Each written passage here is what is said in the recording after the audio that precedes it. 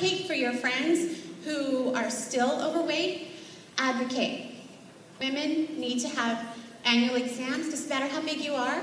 Men, when you get a certain age, you need to have annual exams, doesn't matter how big you are. I can't tell you how many of my obese friends have died, not from obesity-related problems, but from problems that they ignored because they were obese. So 2 of my friends have died from uterine cancer. Uterine cancer, that's treatable. But if you don't see your gynecologist for 15 years, then you need to advocate, advocate, advocate. And all of us now have a great doctor, hopefully. And remember to tell that doctor, I used to be this is what I am now. But please, if you have another patient in here who was me, be gentle. Just know that strep throat isn't caused because they're obese. Yes? I have some questions since we were killing time. We have a field that do food weight loss surgery work. We try and help the community. And I've got 3 questions. Okay. Okay. Number 1, how did you learn to like yourself along the weight loss journey, even when you did not like what you saw in the mirror? Wow. I'm a work in progress. I still, like I was telling Dr. Katzen yesterday, when I look in the mirror,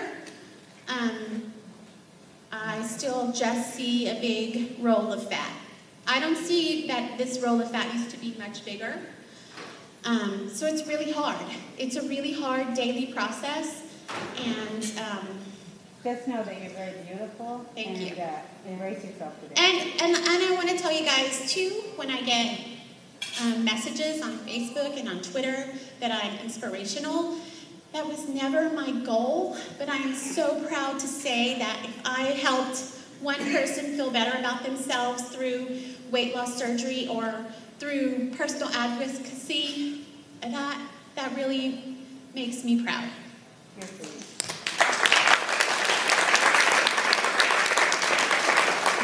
Number 2, how do you calm those self-critical voices in your head that say you still look fat, this is never going to end, you will always be big?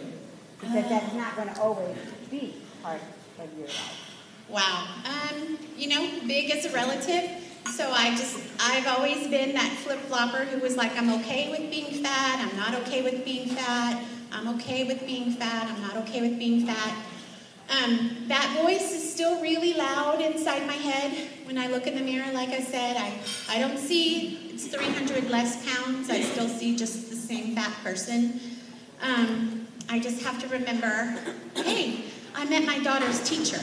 So I try to think of, things that I can do now that I didn't do then. Thank you for that. That's so important. At what point did your head catch up with your body? And that was the last question.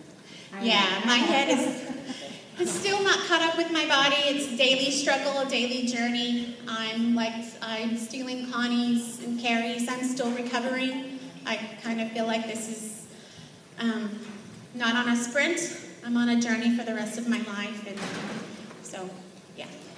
Thank you.